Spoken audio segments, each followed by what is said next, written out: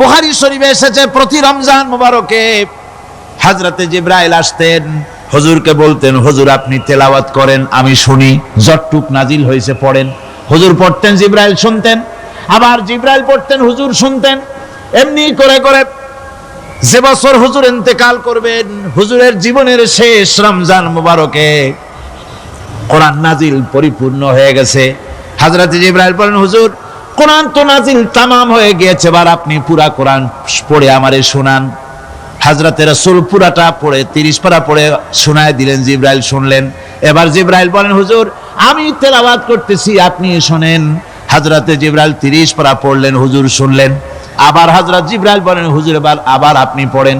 হুজুর পড়লেন, জিবরাইল শুনলেন, আবার জিবরাইল পড়লেন, হুজুর শুনলেন।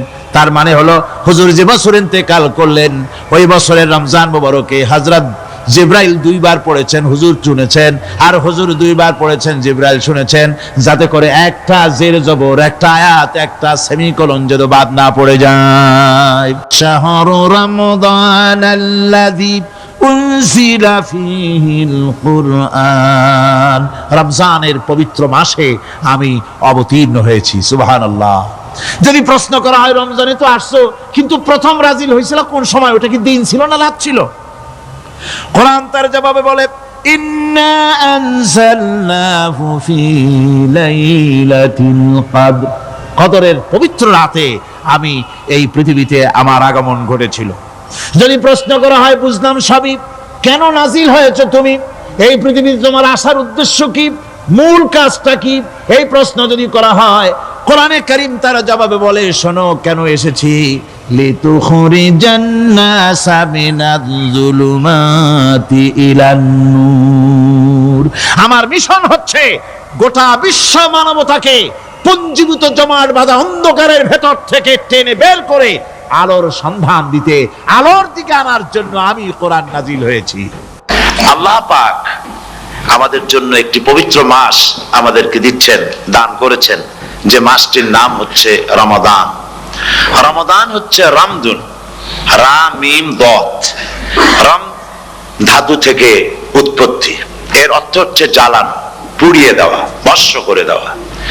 রমাদান, রমজান মুবারকে যারা নাকি সিয়াম সাধনা করে, আত্মত্যাগ করে, অর্থাৎ তিতিক্ষা, ত্যাগ এবং তিতিক্ষা করে, রমজান মুবারকে আল্লাহ পাক যেভাবে রোজা চান ওইভাবে যারা রোজা রাখে, তাদের সমস্ত গুনাহ সমূহকে আগুন যেমন আবর্জনাকে জ্বালিয়ে দেয়, রোজা যদি সঠিকভাবে কারো হয় তাহলে তার গুনাহগুলিকে এইভাবে জ্বালিয়ে ভস্ম করে দেয়।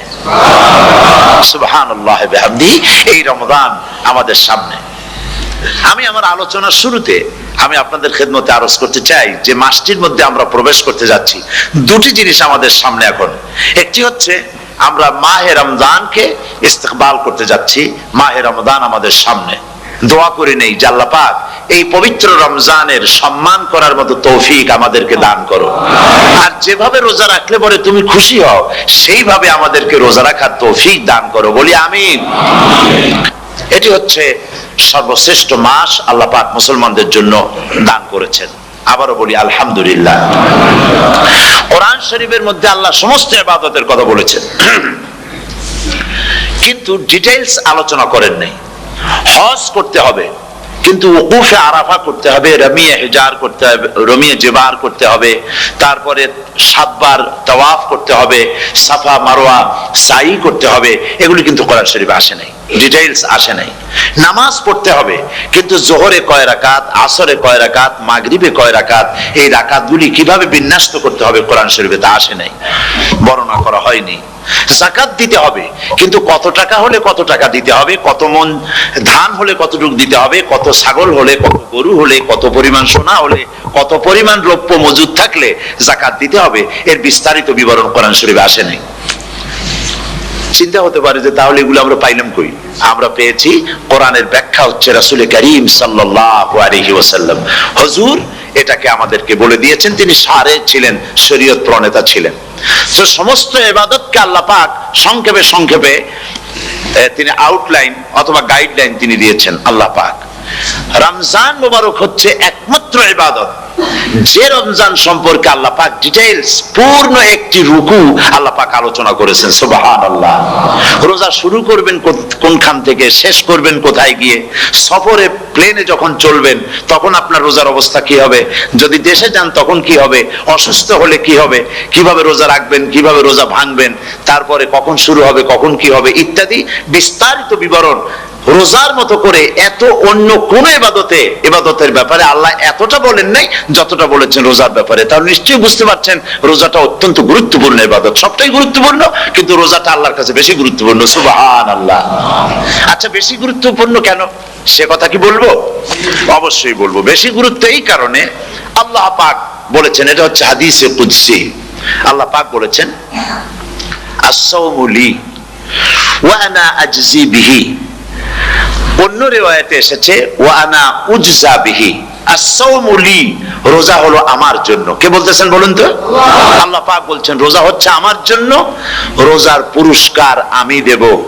অন্য বর্ণনায় এসেছে রোজা আমার জন্য আর রোজাদারের পুরস্কার আমি আল্লাহ নিজেই পুরস্কার। সুবহানাল্লাহ, সুবহানাল্লাহ। তাহলে প্রশ্ন আসে, আল্লাহ পাক বলছেন রোজা আমার জন্য, আস-সাওমু লি। আল্লাহ তো এই কথা কোথাও বলেন না আজ-যাকাতু লি, আস-সালাতু লি, আল-হাজ্জু লি। রোজা আমার কি বলে, যাকাত আমার জন্য, হজ আমার জন্য, নামাজ আমার জন্য, এ কথা কিন্তু আল্লাহ বলেন নাই। অবশ্যই আমরা যাকাত হোক, নামাজ হোক, হজ হোক কার জন্য করি? আল্লাহর জন্য করি। রমজানের ব্যাপারে আল্লাহ খাস করেছেন যে আস-সাওমু লি, রোজা আমার জন্য। এই কথাটার অর্থ কি, তাৎপর্য কি, ব্যাখ্যা কি, সিগনিফিকেন্স কি? এর সিগনিফিকেন্স হচ্ছে এই যে প্রত্যেকটা ইবাদতের দুটি ধরন আছে। কয়টা ধরন বলুন তো? দুটি ধরন। একটি ধরন হচ্ছে বাহ্যিক আর একটা হচ্ছে আভ্যন্তরীণ। প্রত্যেকটা ইবাদতের দুটি দিক আছে, একটা মানুষকে দেখানো আর একটা ভেতরের। যেমন নামাজ, একটি লোক নামাজ পড়ে না, কিন্তু এমন একটা সমাবেশের মধ্যে পড়ে গেছে সবাই নামাজ পড়ে। এখন আমি যদি নামাজ না পড়ি তাহলে লোকে বলবে কি? তখন উজু আছে কি না আছে দাঁড়ায় গেল, আল্লাহু আকবার। তাহলে দেখা গেল নামাজ আল্লাহর জন্য পড়ে, আবার মানুষের জন্য দেখাবার জন্য করে।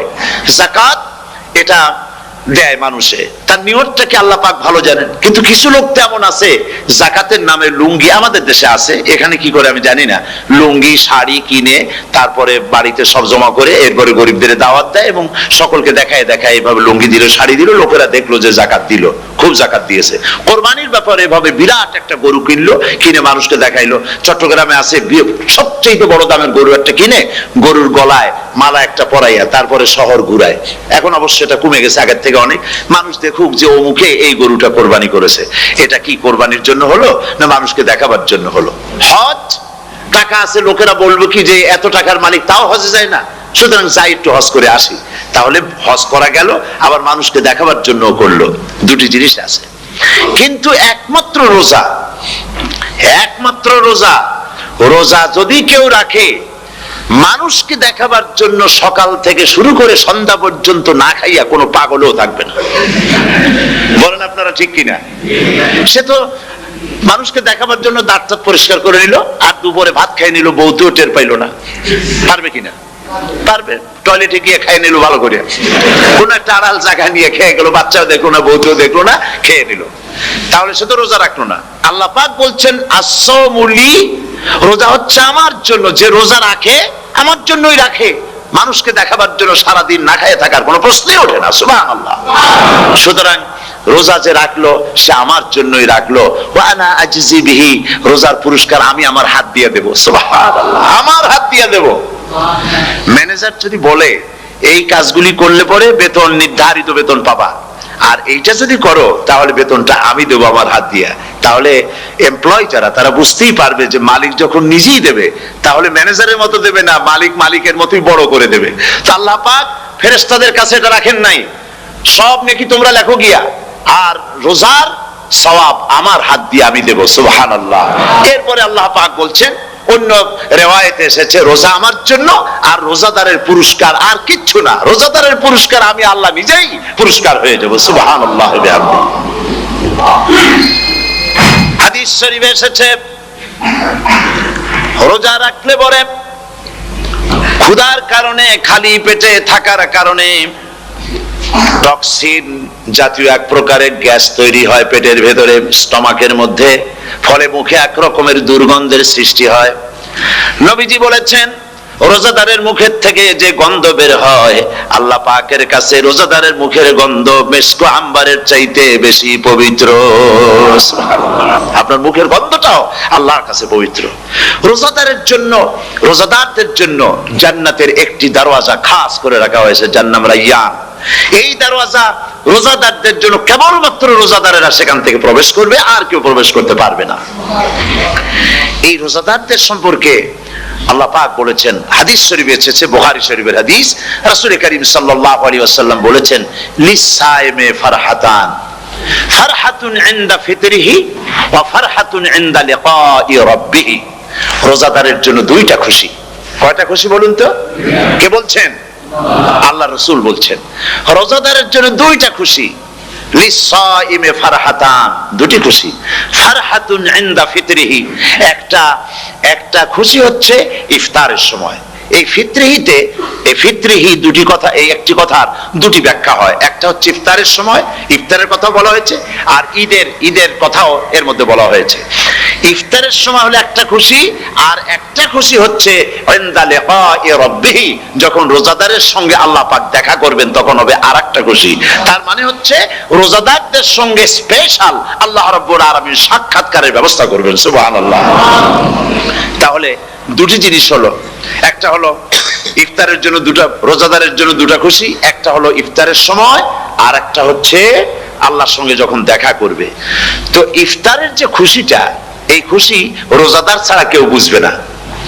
ইফতার সারাদিন রোজা রাখার পর সামনে পেঁয়াজি, বেগুনি, সালাদ, তরমুজ, মিষ্টি, তারপরে আম্বালা সুইট মিটের নানান রকমের মিষ্টি, এরপরে মুড়ি, কত কিছু সব সামনে নিয়ে বসে আছে।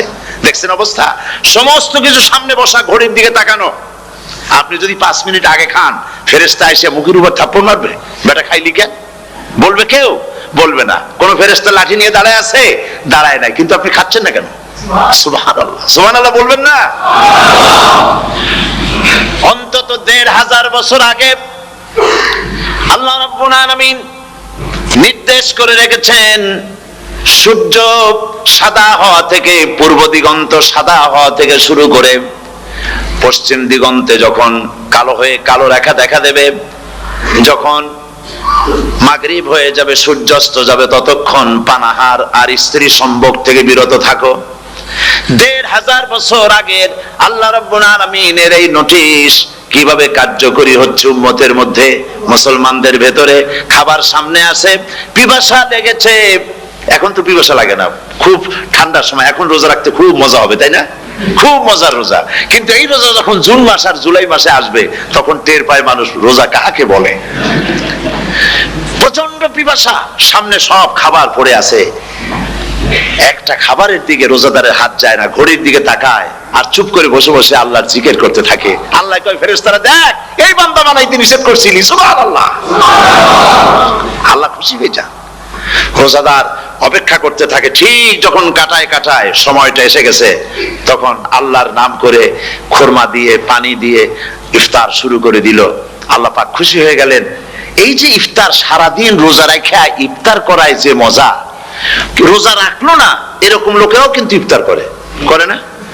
পুরান ঢাকায় আছে, ঢাকার তো কয়েকটা এলাকা আছে, পুরান ঢাকার লোকেরা নাকি বলে যে, যারা রোজা রাখে না তারা বলে যে, রোজা না রাখে একরকম পাপ করছি, আর ইফতার না করে কবিরা গুনাহ করবো নাকি? ইফতার তো করাই লাগবে। তো খুব মজা করে ইফতার করে তারা। তো সারাদিন রোজা রেখে পেঁয়াজি, ছোলা, বুট, মুড়ি খাওয়ায় যে মজা, সারাদিন ভাত খাইয়া তারপরে ইফতারের শরীক হওয়া, ছাগলে ঘাস খাইলে যেমন লাগে ওইরকম তার মুখে লাগে, এই মজা পাবে না। রোজাদারের যে মজা লাগে সেই মজা সে পাবে না। সারা মাস রোজা থাকার পর, আল্লাহর হুকুম মেনে সারা রাত রোজা রাখার পর, তারপরে ঈদের দিনে জামা কাপড় পরিষ্কার করে, শেরওয়ানি গায়ে লাগাইয়া, পাঞ্জাবি পরে, আতর মেখে, এরপরে ঈদের জামাতে যখন দাঁড়ায় যায়, সে যে মজা পায়, সারা মাস রোজা রেখে ঈদের জামাতে গিয়ে সে যে মজা পায়, যে রোজা রাখলো না, ঈদের দিনে খুব জামা পাজামা, সেন্ট এগুলো মেখে টেকে প্রথম কাতারে গিয়ে দাঁড়ায় গেছে, ও সেই মজা পাবে না। ওর মনের মধ্যে একটা চোর চোর ভাব থেকেই যায়। সে মনে মনে ভাবে এই জামাত আমার না, জোর করে আসছি, এখানে দাঁড়াবার যোগ্যতা আমার নাই। মনের মধ্যে সে একটা অপরাধী ফিল করে, সে ফিল করতে থাকে। সুতরাং রোজাদারের জন্য দুইটা খুশি, একটা হচ্ছে ইফতারের সময়, আর একটা খুশি হবে যখন আল্লাহ তাদেরকে দেখা দেবেন। সুবহানাল্লাহ। এই রোজা আল্লাহ পাক দান করেছেন। আচ্ছা, কি জন্য রোজা আমাদের দিলেন? এই জন্য দিয়েছেন যে একটা মাস পৃথিবীর মুসলমানরা না খেয়ে থাকুক দিনের বেলায়, ওই না খেয়ে থাকার যে খাবারগুলি বাঁচবে এগুলি আল্লাহ অন্য কোন এলাকার মানুষদের খাওয়াবেন নাকি? এই জন্য করেছেন রোজা, এই জন্য করেন নাই। রোজার ফজিলত আল্লাহর নবী বলেছেন, রমজান মুবারকের এত ফজিলত, মানুষ যখন কোন ইবাদত করে আল্লাহ পাক সেই ইবাদতের নেক আমলের সওয়াব 10 থেকে শুরু করে 700 পর্যন্ত বাড়ায় দেন। 10 থেকে শুরু করে 700 বাড়ায় দেন, ইল্লা সাওম, রোজা ছাড়া। নবীজি বলেছেন, রমজান মুবারকে কেউ যদি একটি নফল কাজ আদায় করে, একটি নফল ইবাদত করে, অন্য মাসের একটি ফরজ আদায় করার সওয়াব আল্লাহ পাক নামায়ে আমলে দিয়ে দিবেন। রমজান মুবারকে কেউ যদি একটি ফরজ আদায় করে, অন্য মাসের 70টি ফরজ আদায় করার মতো সওয়াব আমলনামায় আল্লাহ দিয়ে দিবেন। সুবহানাল্লাহ। এই মাস আমাদের সামনে, আল্লাহু আকবার বলি, আল্লাহু আকবার বলি, আলহামদুলিল্লাহ। এই পবিত্র মাস আমাদের সামনে। এই মাসে এত সওয়াব, নফল হয় ফরজের মতো, আর ফরজ হয় 70টা ফরজের মতো। এত সওয়াব কেন হইল? আমরা না খেয়ে থাকি সেই জন্য নাকি? বলতে পারেন কেন হলো? একটি কারণ, শাহরু রমাদান আল্লাযী উনজিলা ফীহিল কুরআন। সুবহানাল্লাহ বলবেন না? এই রমজান মাস হচ্ছে সেই মাস যে মাসে আল্লাহ রাব্বুল আলামিন কোরআনে কারীমকে নাজিল করেছেন। এই মাসের মধ্যে একটি রাত আছে, খায়রুম মিন আলফি শাহর, যে রাতটি 1000 মাসের চাইতে বেশি গুরুত্বপূর্ণ আল্লাহর কাছে। সুবহানাল্লাহ। একটি রাত 1000 মাসের চাইতে গুরুত্বপূর্ণ। 1000 মাস ক্যালকুলেটর দিয়ে হিসাব করলে দেখা যায় যে 1000 মাসে 83 বছর 4 মাস হয়। তাহলে তার অর্থ কি এই যে একটানা 83 বছর 4 মাস ইবাদত করলে যে সওয়াব হবে, এই রাত্রে ইবাদত করলে সেই সওয়াব হবে? হতে পারে, এরকম হতে পারে, কিন্তু ব্যাখ্যাটা কি? ব্যাখ্যাটা হচ্ছে এই, আরবিতে আলফুন শব্দ দিয়ে 1000 বোঝানো হয় না। আরবিতে যখন আলফুন বলা হয় তাহলে বোঝা যায় সংখ্যাধিক্য, বিপুল সংখ্যা, হাজার হাজার হাজার হাজার, থাউজেন্ডস এন্ড থাউজেন্ডস। এইটাকে বোঝানোর জন্য আরবিতে ব্যবহার করা হয় আলফুন, হাজার হাজার। তাহলে আল্লাহ কি বুঝাতে চাচ্ছেন? আল্লাহ রাব্বুল আলামিন তিনি আয়াত দ্বারা বুঝাতে চান, এর ব্যাখ্যা হচ্ছে এই পৃথিবীর মানবতার কল্যাণের জন্য, এই পৃথিবীর মানুষের ভালাইয়ের জন্য, মঙ্গলের জন্য হাজার হাজার মাস ধরে এই পৃথিবীর মানুষের যে কল্যাণ হয় নাই, এই রমজান মুবারকে একটা রাত আছে যেই রাতে আল্লাহ রাব্বুল আলামিন মানবতার সেই কল্যাণ করেছেন। সেই কল্যাণ কি দিয়ে করেছেন? শাহরু রমাদান আল্লাযী উনজিলা ফীহিল কোরআন, কোরআন নাজিল করে পৃথিবীর মানুষকে সেই কল্যাণ আল্লাহ দিয়েছেন। সুবহানাল্লাহ।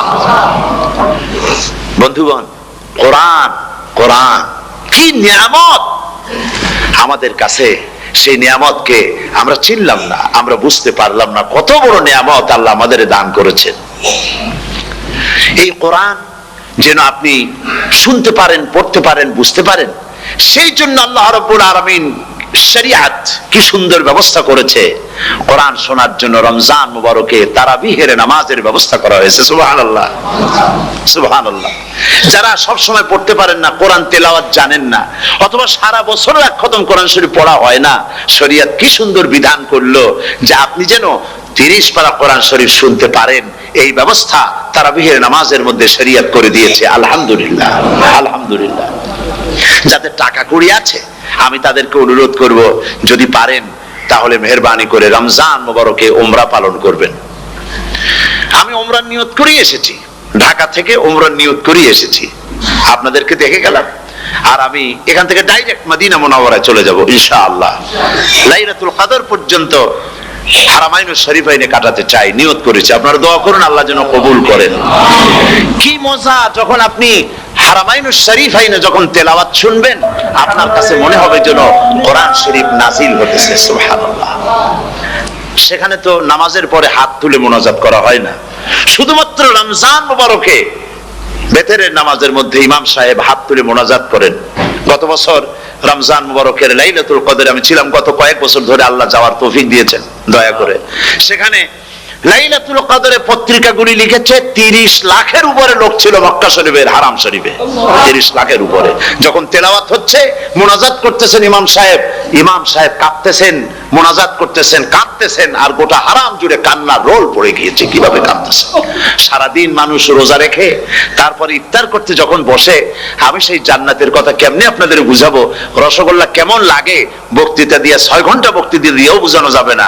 যদি মুখের মধ্যে ঢুকাইতে পারি তাহলে বুঝবেন যে মজাটা কি। এটা তো আমি বুঝাইতে পারবো না কি মজাটা লাগে। সারাদিন রোজা রাখার পর সমস্ত লক্ষ লক্ষ মুসল্লিরা বসে আছে মক্কা শরীফে, কাবা শরীফ সামনে, এখানে বসে আছে। রোজাদারের সামনে আছে জমজমের পানি আর মদিনা মুনাওয়ারার খুরমা, আল্লাহর ঘর সামনে। জান্নাতের থেকে আর কাকে বলে? সুবহানাল্লাহ। আর মসজিদে নববীর ভিতরে মদিনার আকর্ষণ কাশাস আলাদা। মদিনা শরীফের আপনাকে যদি পাইয়া যায় কোন আরব, কোন মাদানী, আপনারা ছাড়বি না, আদর করে পাশে বসাবে, তোমারে আমি এই জিনিস খাওয়াবো, এইটা দিয়ে ইফতার করাবো, আমার কাছ দিয়ে তুমি উঠতেই পারবে না, আপনাকে জোর করে বসায় দিবে। মসজিদে নববীতে রিয়াদুল জান্নাহ রাসূল করিম সাল্লাল্লাহু আলাইহি ওয়াসাল্লামের কবর শরীফের কাছে বসে আপনি ইফতার করতেছেন, কত বড় নসিব।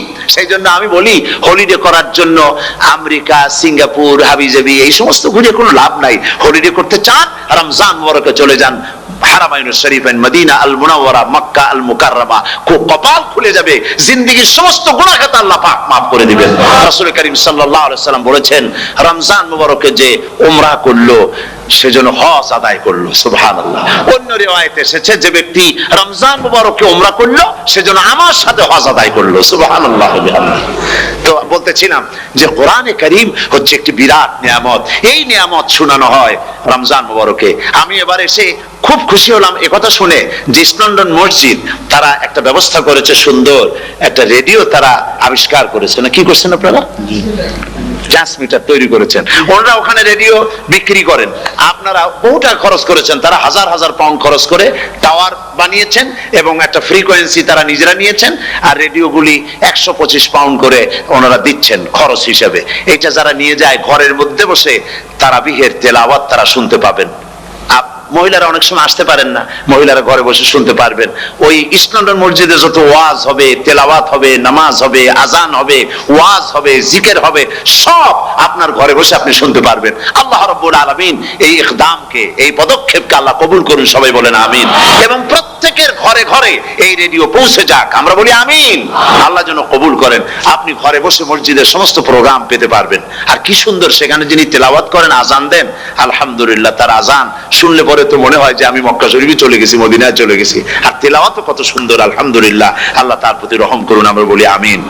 সুতরাং বলতেছিলাম যে এই পবিত্র রমজানুল মুবারক, এটি কি জিনিসটা, কি জিনিসটা বোঝাবার জন্য আমি বলি, যেমন এই ঘড়িটা এটা কেনার পর 2-1 বছর পর এটা ফাস্ট হয় অথবা কি হয়, স্লো হয়ে যায়। তখন এটাকে সারার জন্য আমরা হসপিটালে দেই। হসপিটাল মানে লন্ডন হসপিটাল না, ঘড়িরও হসপিটাল আছে। একটা রমজান মাস আল্লাহ দিলেন। নবীজি বলেছেন, রমজান মুবারকের মাস আসার সঙ্গে সঙ্গে আল্লাহ রাব্বুল আলামিন তিনি জান্নাতের সমস্ত দরজাগুলি খুলে দেন, আর জাহান্নামের সব দরজাগুলি আল্লাহ রাব্বুল আলামিন বন্ধ করে দেন। সুবহানাল্লাহ। আর শয়তানকে শৃঙ্খল দিয়ে বেঁধে ফেলা হয়, শিকল দিয়ে শয়তানকে বাঁধা হয়ে যায়। এই হাদিসটা যখনই শোনাই বিভিন্ন জায়গায়, লোকেরা বিভিন্ন জায়গায় প্রশ্ন করে, হুজুর কোন তো যে শয়তানরে বাঁধতে হয়, কিন্তু রমজান মাস তো লোকেরা মদ খায়, মিথ্যা কথা কয়, তাহলে শয়তান বাঁধা থাকবো কেমনে? আমি বলি, দেখেন, এরও ব্যাখ্যা আছে। এর ব্যাখ্যা হলো এই, কোন কোন ঘড়ি আছে একবার চাবি দিলে 6 মাস চলে, আর একবার চাবি দিলে 2 বছর চলে, আবার চাবি দিলে লাইফ চলে যায়। এরকমের ঘড়িও আছে। কোন কোন মানুষের শয়তানে এমন চাবি দিছে যে চাবিতে 6 মাস চলে, কোনটায় 10 মাস চলে, কোনটায় বছর চলে। রোজার মাসেও যারা গুনাহ করে শয়তানি এমন চাবি দিছে যে রোজার মাসেও বন্ধ হচ্ছে না। এরা শয়তানের খপ্পরে পড়ে গেছে। আল্লাহ এই চাবি থেকে মুসলমানদেরকে হেফাজত করুন, বলি আমিন। জোরে বলেন আমিন। শয়তান থেকে পানাহ কেউ দিতে পারে না, কোন গভর্নমেন্ট পারবে না। ব্রিটিশ গভর্নমেন্ট পারবে নাকি? American government? কেউ পারবে না। শয়তান থেকে পানাহ দিতে পারে কেবলমাত্র কে? ওই আল্লাহ রাব্বুল আলামিন আমাদেরকে শিখায় দিয়েছেন, শয়তানের ওয়াসওয়াসা থেকে আমার কাছে পানাহ চাও। আউযু বিল্লাহি মিনাশ শাইতানির রাজীম। বিতাড়িত মরদুদ শয়তানের ওয়াসওয়াসা থেকে পানাহ চাই, আল্লাহর কাছে পানাহ চাও। আল্লাহ পাক বলেন আমি পানাহ দিতে পারি শয়তানের ওয়াসওয়াসা থেকে। শয়তান থেকে আশ্রয় একমাত্র সিকিউর, নিরাপত্তা পেয়েছেন আল্লাহর পয়গম্বরেরা। সুবহানাল্লাহ। আম্বিয়া আলাইহিমুস সালাম তারা আল্লাহ কর্তৃক নিয়ন্ত্রিত, শয়তানের ক্ষমতা নাই পয়গম্বরদের কাছে যাওয়া। চতুর সীমানার ভেতরে শয়তান প্রবেশ করে কোন নবীকে ওয়াসওয়াসা দিতে পারবে না, বলি সুবহানাল্লাহ। এই জন্য শয়তান থেকে বেঁচে যাওয়া, শয়তানের ওয়াসওয়াসা থেকে বাঁচা খুবই কঠিন। সেই জন্য আল্লাহ পাক বলছে শয়তানকে বেঁধে রাখা হয়, জান্নাতের সমস্ত দরজা খোলা, জাহান্নামের সমস্ত দরজা বন্ধ হয়ে যায়। এই নিয়ামতের মাস আমাদের সামনে। প্রত্যেকটি যখন কোন ওয়ার্কশপ হয়, তো ওয়ার্কশপের জন্য এক একটা কি বলে সিলেবাস থাকে। রমজান মুবারক একটা ওয়ার্কশপ। এই ওয়ার্কশপের মধ্যে একটা সিলেবাস আছে, সেই সিলেবাসের নাম হচ্ছে কোরআন। কোরআন কোরআন কোরআন নাজিলের মাসে আমরা কি কোরআন তেলাওয়াত করি? বলেন। রোজা হচ্ছে, হাদিস শরীফের মধ্যে বলা হয়েছে আস-সাওমু জুন্নাহ, রোজা হচ্ছে ঢাল। রোজা কি কন্ত? ঢাল। বোঝেন তো ঢাল কি? প্রোটেক্টর। আপনি যাদের ময়দানে, যুদ্ধের ময়দানে নিরাপত্তার জন্য, বাইরের থেকে আক্রমণকে ভিড়াবার জন্য কি ব্যবহার করেন? ঢাল ব্যবহার করেন। রোজা হচ্ছে ঢাল, শয়তানের সমস্ত আক্রমণ থেকে বাঁচার জন্য রোজা হচ্ছে ঢাল। রোজার দিনে কেউ যদি আপনার সাথে ঝগড়া করে, তাহলে রাসূল বলেছেন তুমি বলো, তুমি ঝগড়ায় প্রবৃত্ত হবে না। তোমার সাথে যদি কেউ ঝগড়া করে, তুমি বলবে ইন্নী সাইম, আমি রোজাদার। আমি তোমার মতো ঝগড়া করতে আমিও পারি, আমি তোমার মতো গালাগালি দিতে পারি, কিন্তু আমি দেব না, ঝগড়াও করব না, গালিও দেব না, মারামারিও করব না, কারণ আমি রোজাদার। সুবহানাল্লাহ। রোজা আপনাকে গুনাহ থেকে বাঁচায় দেবে। দেখেন রোজা কিভাবে গুনাহ থেকে বাঁচায়। মিথ্যেবাদী, মিথ্যেবাদী সারাক্ষণ মিথ্যে কথা বলে, কিন্তু রোজার মাস আসছে। এখন মিথ্যাবাদী যারা, তাদের ঘনিষ্ঠ লোকদের কাছে শুনেছি যে তারা বলে, যদি কোনো লোক দিনের বেলা এসে যায় আর এমন কথা, যে কথা বলতে গেলে মিথ্যা বলা ছাড়া উপায় নাই তার জন্য, সে তখন বলে ভাই তুমি তো অসময় আসছো, এখন আমি খুব ব্যস্ত, আই এম ভেরি বিজি, তুমি রাত্রে আসো। কথা বুঝতে পেরেছেন তো? রোজা হচ্ছে কি? রোজাটা কি বলে? ঢাল। কোন মেয়ে লোকের দিকে চোখ পড়লো, আহা আমি তো রোজাদার, চোখকে সাথে সাথে নিচে নামায় ফেললো। গানের আওয়াজ আসলো, আমি তো রোজাদার, সে গানটা শুনলো না। কাজে সমস্ত গুনাহ থেকে বাঁচার জন্য রোজা একটা বিরাট হাতিয়ার। সুবহানাল্লাহ। এই মাসে আল্লাহ রাব্বুল আলামিন এই মাসটা, এই রোজাটা কেন দিয়েছেন? লাআল্লাকুম তাত্তাকুন। ইয়া আইয়ুহাল্লাযীনা আমানু কুতিবা আলাইকুমুস সিয়ামু কামা কুতিবা আলাল্লাযীনা মিন ক্বাবলিকুম লাআল্লাকুম তাত্তাকুন। হে বিশ্বাসীরা, তোমরা যারা ঈমান এনেছো, শোনো, আমি রোজাকে তোমাদের জন্য ফার্জ করেছি, যেমন করে ফার্জ করেছিলাম তোমাদের পূর্বপুরুষদের উপরে। রোজা শুধু আমাদের উপরে ফরজ হয়েছে তা না, আমাদের আগে যারা যেসব নবীরা আসছিলেন তাদের উপর রোজা কি ছিল? ফরজ ছিল। সুতরাং এই রোজা তোমাদের উপরে ফরজ। এই জন্য লাআল্লাকুম তাত্তাকুন, যাতে করে তোমরা কি হতে পারো? পরেজগার হতে পারো। কি হতে পারো? পরেজগার, মুত্তাকি হতে পারো, আল্লাহকে ভয় করতে পারো। একমাত্র আল্লাহর ভয় মানুষকে ভালো বানাতে পারে। একটা মানুষ জান্নাতে যাওয়ার জন্য, জাহান্নাম থেকে বাঁচার জন্য একটা জিনিস, কয়টা জিনিস বলেন? একটি জিনিস যদি ভেতরে থাকে তাহলে সমস্ত গুনাহ থেকে বাঁচতে পারে। আর একটি জিনিস যদি না থাকে তাহলে এমন কোন কাজ নাই পৃথিবীতে যা সে করতে পারে না। সেই কাজটার নাম কি? তাকওয়া। সবাই বলেন কাজটার নাম কি? তাকওয়া। যদি ভেতরে আল্লাহ পাকের ভয় থাকে, রব্বুল আলামিন আমাকে দেখছেন, তিনি আমাকে শুনতেছেন, এই ভয় যদি অন্তঃকরণের ভিতরে থাকে, তাহলে এই লোকটি কোনো গুনাহের কাজ করতে পারবে না, মিথ্যা বলতে পারবে না, ওজনে কম দিতে পারবে না, খাদ্যে ভেজাল দিতে পারবে না, শয়তানি বদমাশি করতে পারবে না। আর যদি এই জিনিসটির অভাব থাকে, যদি তাকওয়া না থাকে তাহলে সমস্ত অন্যায় কাজ সে করতে পারবে। এই জন্য আল্লাহ রাব্বুল আলামিন বলেন রোজা এই জন্য দান করেছে যাতে করে রোজার মাস এই জন্য দিলাম লাআল্লাকুম তাত্তাকুন, তোমাদের ভিতরে তাকওয়ার সৃষ্টি হয়। এই ওয়াজ আমি আপনাদের সামনে অনেকবার করেছি। হযরত ওমর রাদিয়াল্লাহু তাআলা আনহু রাতের বেলায় ঘুরতে ঘুরতে দেখেন এক বাড়িতে আলো জ্বলছে, শেষ রাত। এই রাত্রে বাড়িতে আলো জ্বলে কেন? ভাবলেন কোনো অসুখ বিসুখ হলো নাকি। তো উনি কাছে গেছেন, গিয়ে কান পেতে শুনতেছেন। বাড়ির মালিক বুড়ি তার যুবতী মেয়েকে ডেকে বলছে, মা ওঠো, তাড়াতাড়ি ওঠো। কেন? কয় যে সকাল তো হয়ে গেল, দুধ দই এনেছি, আমি দুধ এনে রাখছি, এখন তুমি পরিমাণ মতো সবটা পাত্রে পানি দিয়ে ভরে দাও, তাহলে ওজন বেশি হবে আর আমরা ভালো লাভ করতে পারবো। মেয়ে বলছে, মা তুমি বলো কি, এটা আমার দ্বারা সম্ভব না। কেন সম্ভব নয়? হযরত ওমর এক ফরমান জারি করেছেন, তিনি বলেছেন তিনি পানিতে দুধের মধ্যে পানি মিশাতে নিষেধ করেছেন। তাছাড়া রাসূল করিম সাল্লাল্লাহু আলাইহি ওয়াসাল্লাম খাদ্যদ্রব্যে ভেজাল দিতে নিষেধ করেছেন। কাজী হযরত ওমরের এই নির্দেশকে আমি অমান্য করতে পারবো না। মা বলছে, দেখো ওমর এখন তো ঘুমাইতেছে, এত রাত্রে তিনি কি এখানে আসছেন নাকি আমাদের এই কারবার দেখতে? তুমি পানি মিশাও ইচ্ছে মতো। মেয়ে বলছে, মা হযরত ওমর ঘুমাতে পারেন, তার পুলিশেরা, তার গোয়েন্দা বিভাগের লোকেরা ঘুমাতে পারেন, হযরত ওমরের চোখকে ফাঁকি দেওয়া যাবে, হযরত ওমরের পুলিশকে ফাঁকি দেওয়া যেতে পারে, কিন্তু আল্লাহ রাব্বুল আলামিনের চোখকে ফাঁকি দেওয়া যাবে না। আমার পক্ষে সম্ভব নয়, আমি দুধে পানি মিশাতে পারবো না। হযরত ওমর রাদিয়াল্লাহু তাআলা চলে গেলেন, গিয়ে তার ছেলেকে ডেকে বললেন, ছেলে আমি তো এখন বুড়া হয়ে গেছি, আমার বিয়ের বয়স নাই, আমি একটা মেয়ের খোঁজ নিয়ে আসছি, যদি আমার বয়স থাকতো এই মেয়েটার আমি বিয়ে করতাম। সুবহানাল্লাহ, সুবহানাল্লাহ। এই মেয়েটা তুমি খোঁজ নাও, যদি বিয়ে না হয়ে থাকে তুমি প্রস্তাব দাও বিবাহের। কি সৌন্দর্য তিনি দেখলেন মেয়েটার মধ্যে, স্বাস্থ্য, রূপ, যৌবন, কি দেখলেন? তাকওয়া। জোরে বলেন না, কি দেখলেন? তাকওয়া। এই তাকওয়া তিনি দেখলেন। এই তাকওয়ার উপরে ভিত্তি করে আমিরুল মুমিনিন, অর্থাৎ পৃথিবীর প্রেসিডেন্ট, খলিফাতুল মুসলিমিন, আমিরুল মুমিনিন হযরত ওমর তার ছেলের জন্য পুত্রবধূ করে তাকে ঘরে নিয়ে আসলেন। সুবহানাল্লাহ। ফায়দা কি হলো? ফায়দা এই হলো, এই মেয়ের গর্ভে যে মেয়ে হলো, সেই মেয়ের গর্ভে ফারুকে সানি হযরত ওমর ইবনে আব্দুল আজিজ রাহমাতুল্লাহ আলাইহির মতো ফারুকে সানি আল্লাহ দান করে দিলেন। সুবহানাল্লাহ ওয়া বিহামদিহি। এটার নাম হচ্ছে তাকওয়া। এই তাকওয়ার ব্যাপারে হযরত ওমর রাদিয়াল্লাহু তাআলা আনহু তিনি হযরত কাব বিন উবাই রাদিয়াল্লাহু তাআলা আনহুকে জিজ্ঞেস করেছিলেন যে তাকওয়ার একটা ব্যাখ্যা আপনি কি আমাকে বলতে পারেন, তাকওয়ার ব্যাখ্যাটা কি? তিনি বলেন, হ্যাঁ পারি। কি ব্যাখ্যা? তিনি বলেন যে দেখুন, তাকওয়ার ব্যাখ্যা হচ্ছে এই যে সংকীর্ণ একটি রাস্তা, সরু ন্যারো একটা রোড, এই ন্যারো রোডের দুই দিকে আছে কাঁটাযুক্ত লতা পাতা।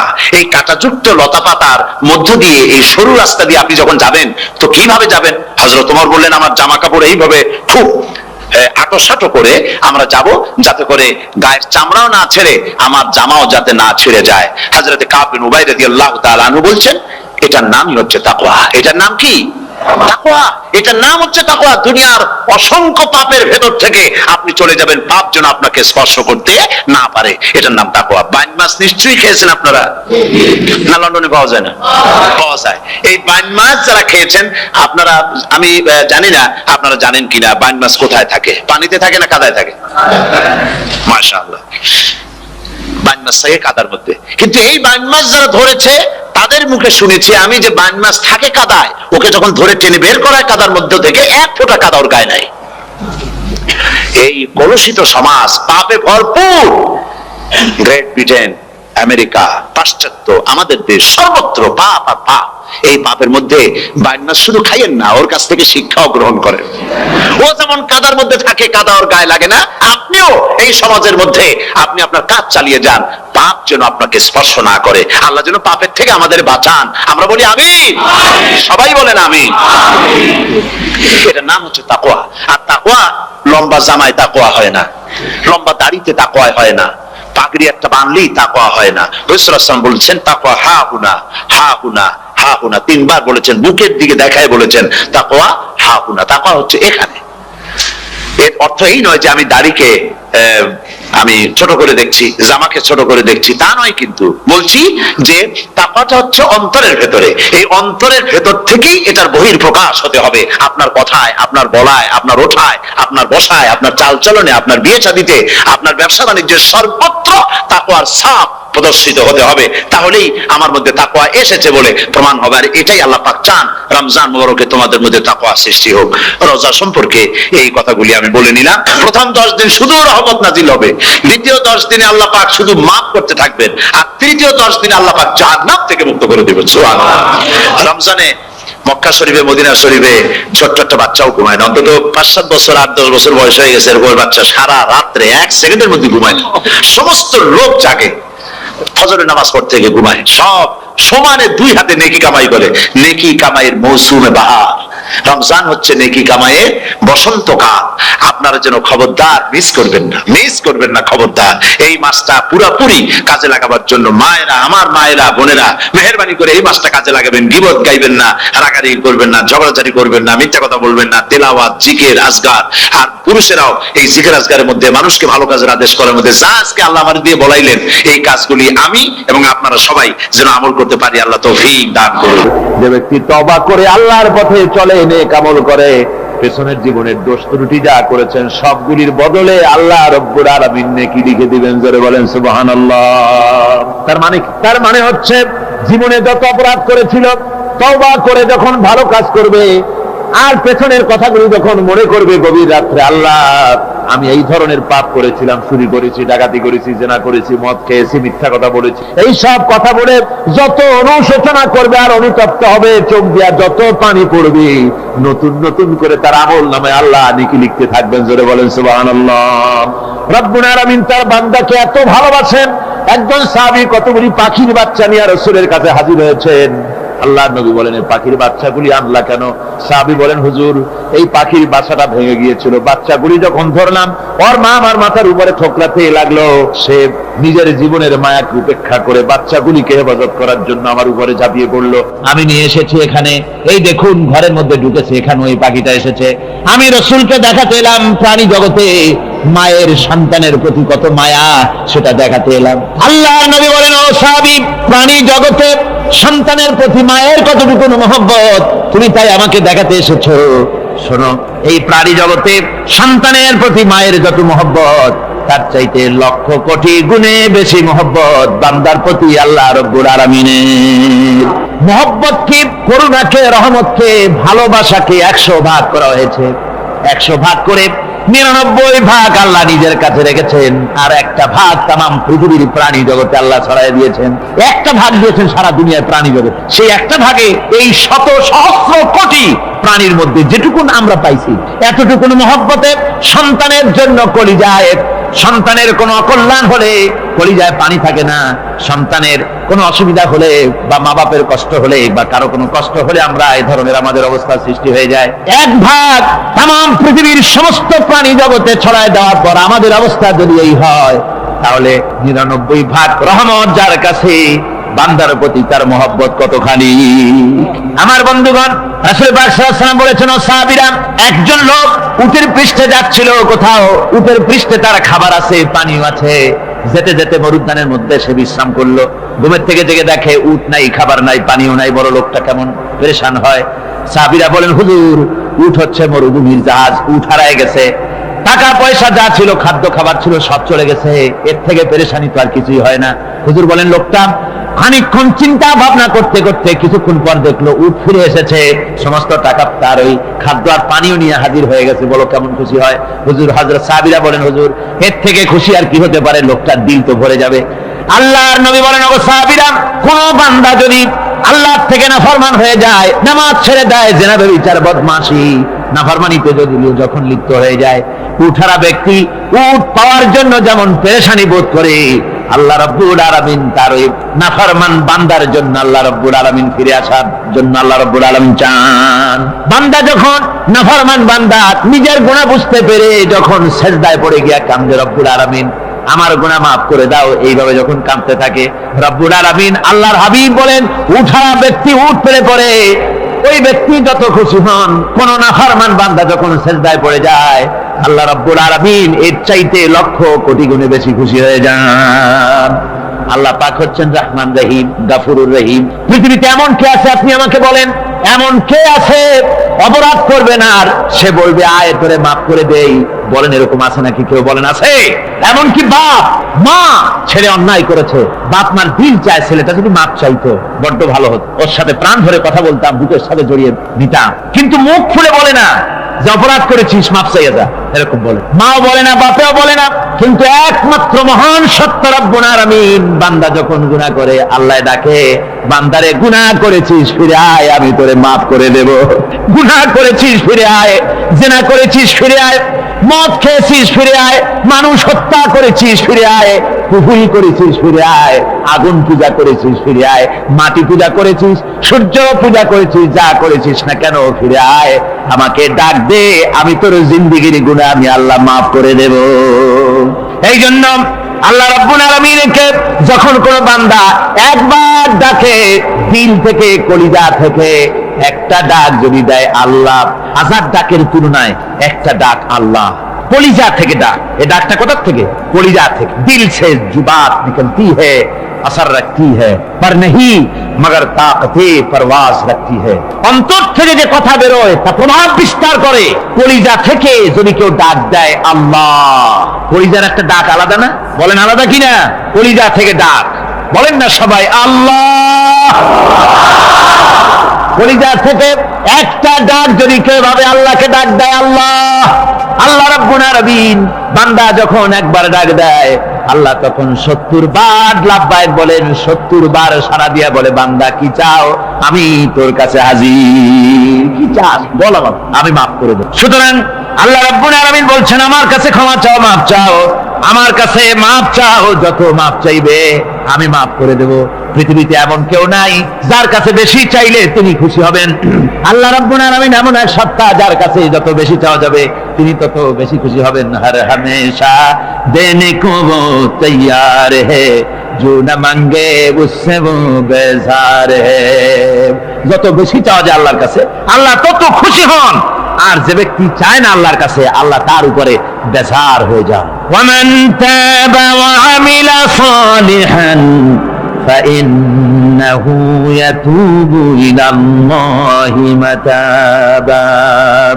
আর যারা তওবা করে, নেক আমল করে, তার আল্লাহর দিকে ফিরে আসে, যেমনটি তার আশা উচিত তেমন ভাবে সে আল্লাহর কাছে ফিরে আসে, তার মানে হলো তওবা মাফ, তওবা কবুল করার জন্য, গুনাহ মাফ করার জন্য পৃথিবীতে কেউ নাই। আছে কেউ? গুনাহ কি কেউ মাফ করতে পারে? দুনিয়ায় কেউ পারে? আকাশে কেউ পারে? আল্লাহ ছাড়া কেউ গুনাহ মাফ করতে পারে? যদি মানুষ তওবা করে, রব্বুল আলামিন বলেন সে এমন ভাবে তওবা করে আল্লাহর কাছে ফিরে এসেছে যেখানেই তার আসা উচিত, এই জায়গা ছাড়া আর তার কোনো যাওয়ার জায়গা নাই। সুতরাং সে জায়গা মতো এসেছে, অনুতপ্ত এবং অনুশোচনা করেছে। আল্লাহ পাক এ ধরনের অনুতপ্তকারী, অনুশোচনাকারীকে রব্বুল আলামিন ক্ষমা করে দিয়ে থাকেন।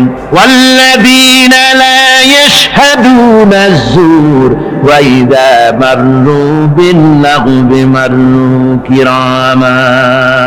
আর যারা মিথ্যার সাক্ষ্য হয় না, রহমানের বান্দা তারা যারা মিথ্যার সাক্ষ্য হয় না, এরা হচ্ছে ষষ্ঠ বৈশিষ্ট্য। আর তারা কোনো অনর্থক, কোনো নিরর্থক কোনো কাজ যদি দেখে, ঘটনা দেখে, সেখান থেকে তারা শরীফ মানুষের মতো, একেবারে নিতান্ত ভদ্র মানুষের মতো সেখান থেকে কেটে পড়ে। গান বাজনা হচ্ছে, নাটক হচ্ছে, অশ্লীলতা হচ্ছে, গালাগালি হচ্ছে, অনর্থক কোনো কাজ হচ্ছে, নিরর্থক কোনো অনুষ্ঠান কিছু একটা হচ্ছে, ওখান থেকে একটা ভদ্রলোকের মতো, যেমন কোন দুর্গন্ধময় জায়গা থেকে মানুষ যখন যায় নাকে রুমাল দিয়ে আস্তে করে সেখান থেকে পাশ কেটে চলে যায়, ঠিক কিনা? ঠিক ওইভাবে করে আল্লাহ পাক বলছেন আমার মুমিন বান্দারা এই ধরনের কোন অনর্থক, নিরর্থক যে কাজের মধ্যে কোনো পরকাল নাই, আল্লাহ নাই, দুনিয়ার মানুষের স্বার্থ নাই, দেশের স্বার্থ নাই, রাষ্ট্রের স্বার্থ নাই, জনগণের স্বার্থ নাই, এই ধরনের সমস্ত গাল গপ্প, নাটক, উপহাস, এই ধরনের মজা, এই ধরনের অনুষ্ঠান যখন দেখে আমার মুমিন বান্দারা সেখানে দাঁড়ায় না। ময়লার কাছ থেকে নাকে রুমাল দিয়ে মানুষ যেমন চলে যায়, এই লোকটিও তখন অত্যন্ত ভদ্রের মতো আস্তে করে পাশ কেটে বেরিয়ে যায়। ওয়াল্লাযীনা ইযা যুক্কিরু বিআয়াতি রাব্বিহিম লাম ইয়াখিরু আলাইহা সাম্মান ওয়া উমিয়ানা। আর আমার বান্দাদের 7 নম্বরের রহমানের বান্দা, খাঁটি বান্দা যারা, তাদের 7 নম্বরের বৈশিষ্ট্য হচ্ছে এই যে ওই সমস্ত বান্দারা তাদের কাছে যখন আমার আয়াতকে শোনানো হয়, আমার কোরআন তেলাওয়াত করে আমার আয়াত করে যখন নসিহত শোনানো হয়, তখন তারা বোবার মতো বধিরের মতো বসে থাকে না। বুঝতে পেরেছেন? রহমানের খাঁটি বান্দা যারা, তাদের কাছে কোরআনের কথা ওয়াজ করে যখন শোনানো হয়, আল্লাহর কালাম যখন শোনানো হয়, আয়াত পড়ে পড়ে যখন নসিহত শোনানো হয়, লাম ইয়াখিরু আলাইহা সুম্মান ওয়া উময়ানা, তখন ওই ব্যক্তি অন্ধ এবং বধিরের মতো চুপ করে বসে থাকে না, বরং আমল করা শুরু করে দেয়। জোরে বলেন সুবহানাল্লাহ।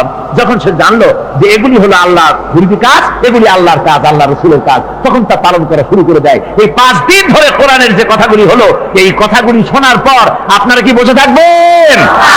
বসে থাকবেন? যারা বসে থাকবে এইগুলি শোনার পরে আল্লাহ তাদেরকে বলেছেন এরা হলো অন্ধ, এরা হলো বধির, এরা হলো বোবা। আমরা আল্লাহর এই যে কথা, আমরা কি অন্ধ আর বধির আর বোবা হবো নাকি? আমরা হবো না? আমরা অন্ধ নয়, বধির নয়, বোবা নই, বরং আল্লাহ যা বলেছেন, যা শুনলাম সামি'না ওয়া আতানা, এই 5 দিন ধরে যা শুনলাম আল্লাহর কথা, কার কথা শুনলাম? আর সমস্ত কথা আমরা আমল করবো। জোরে কোন আমিন। আল্লাহ যেন কবুল করেন। জোরে কোন আমিন। আমল করা কি? বসে না থাকা কি? বসে না থাকা হচ্ছে যা শুনলাম, আল্লাহর যা ফরজ, যা হুকুম, তা মানবো। আল্লাহ যা নিষেধ করেছেন তার থেকে ফিরে থাকবো, এটাই হলো কাজ। এরপরে রব্বুল আলামিন বলেন, والذين يقولون ربنا هب لنا من أزواجنا وذرياتنا قرة أعين واجعلنا للمتقين إماما। রহমানের বান্দা 8ম নম্বর এবং শেষ নাম্বার হচ্ছে এটা বৈশিষ্ট্য এই যে তারা রহমানের যারা খাঁটি বান্দা, আল্লাহর যারা খাঁটি বান্দা, তারা রব্বুল আলামিনের কাছে মুনাজাত করে, আমার রব, আয় আমার আল্লাহ, হাবলানা মিন আজওয়াজিনা ওয়া যুররিয়াতিনা, আমাদের এবং আমাদের স্ত্রীদের আর আমাদের সন্তানদেরকে তুমি দয়া করে আমাদের চক্ষুর শীতলতা বানায় দাও। জোরে বলেন আমিন। ওয়াজআলনা লিল মুত্তাকিনা ইমামা, আর আমার এই সন্তানদেরকে তুমি মুত্তাকিদের ইমাম বানায় দাও। শুধু মুত্তাকি বানায়ো না, মুত্তাকিদের নেতা বানায় দাও। জোরে বলেন সুবহানাল্লাহ। এই কথা, এই সূরাটা, এইটা তখনকার কথা যখন এই মুমিনদের মক্কি সূরা, তো এটা যখন মক্কা শরীফে দেখা গেল যে মুসলমানেরা, যিনি ইসলাম কবুল করেছেন তার বাপ কাফের, যিনি ইসলাম কবুল করেছেন কারো বাপ কাফের, কারো মা কাফের, কারো সন্তান কাফের, কারো মেয়ে কাফের, কারো জামাই কাফের, সব প্রিয়জনেরা কুফরি হালতে আছে। আর এগুলি দেখে তাদের চক্ষুর মধ্যে কাটা বিঁধতেছিল, চক্ষু জর্জরিত হয়ে যাচ্ছিল।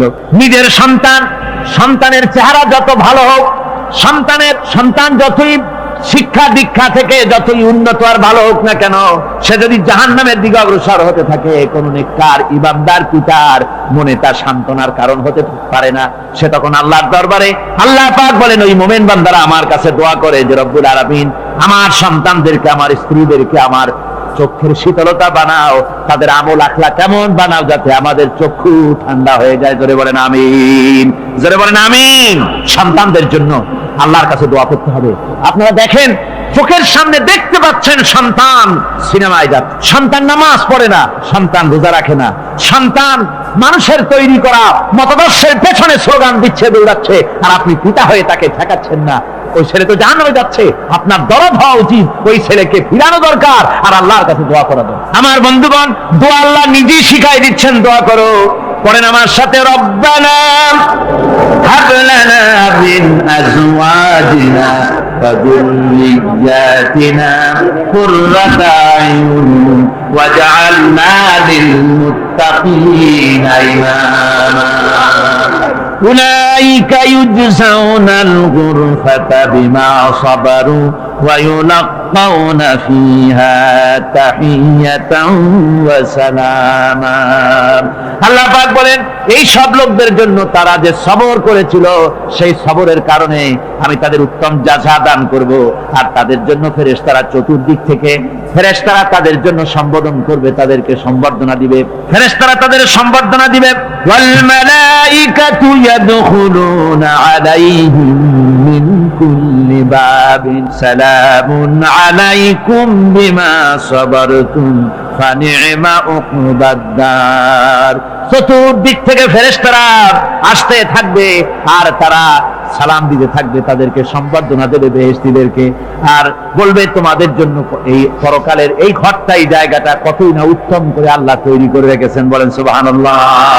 সালামুন আলাইকুম, আল্লাহ বলছেন উলাইকা ইউজসাউনাল গুরফাতা বিমা সাবারু, তোমরা যে সবর এখতিয়ার করেছিলে সেজন্য আজকে তোমাদের জন্য আমি এই বিরাট নিয়ামত তোমাদের জন্য রেখেছি। দ্বীনকে চালু করতে গেলে, ইসলামী আন্দোলন করতে গেলে বিপদ আসে, আর সেই বিপদে সবর এখতিয়ার করতে হয়। কত ভয় আসে, লোভ আসে, কত কিছু আসে, এগুলিকে উপেক্ষা করে যারা ইসলামী আন্দোলনের জন্য নফসের খায়েশকে, আরামকে হারাম করে দিয়ে আন্দোলনে যারা ঝাঁপিয়ে পড়তে পারে, তাদের জন্য আল্লাহ পাক এই সমস্ত নিয়ামত রেখে দিয়েছেন। কুল মা ইয়াবাউ বিকুম রাব্বি লাউলা দুআউকুম ফাকাদ কাযযাবতুম ফাসাউফা ইয়াকুনু লিজামা। ও নবী, আপনি এদেরকে বলেন, আপনি এই লোকগুলিকে বলেন যে তোমাদের ব্যাপারে আল্লাহর কি প্রয়োজন পড়েছে যদি তোমরা আল্লাহকে নাই ডাকো, আল্লাহর কাছে যদি দোয়া না করো, যদি হাত না পাতো, আল্লাহ কি যদি না ডাকো, তাহলে তোমাদের কি আল্লাহর দরকার? ফাকাদ কাযযাবতুম, তোমরা তো অস্বীকার করে চলছো। ফাসাউফা ইয়াকুনু লিজামা, খুব তাড়াতাড়ি করে তোমরা বুঝতে পারবে, এমন অবস্থা, এমন আযাব আসবে যে তখন তোমাদের প্রাণ বাঁচানোই দায় হয়ে পড়বে। আমার বন্ধুগণ, একটা মানুষের সাথে মানুষের সৃষ্টি আর পাথরও সৃষ্টি, পাথরও একটা মাখলুক, মানুষও মাখলুক। পাথরের সাথে মানুষের পার্থক্য কোথায়? পাথর আল্লাহর দরবারে হাত তুলতে পারে না, আল্লাহকে ডাকতে পারে না, মোনাজাত করতে পারে না। মানুষ ডাকতে পারে, হাত তুলতে পারে, তার হাত দেওয়া আছে। মানুষ হয়ে যদি আল্লাহর দরবারে হাত তুলতে না পারলেন, চোখের পানি যদি না ফেলতে পারলেন, আল্লাহ পাক বলছেন, ও নবী বলে দেন, আপনি বলুন তোমাদের দিয়ে কি প্রয়োজন আল্লাহর? লাউলা দুআউকুম, তোমরা যদি সেই আল্লাহকে যদি না ডাকো, যদি তার কাছে হাত না তোলো, তাহলে তোমাদের দিয়ে আল্লাহর দরকারটা কি? তোমাদেরকে রব্বুল আলামিন তৃণখণ্ডের মতো উড়িয়ে দিবেন, কোন মর্যাদা থাকবে না আল্লাহর কাছে। সুতরাং মর্যাদা পেতে হলে আল্লাহকে ডাকতে হবে, আল্লাহর কাছে চাইতে হবে।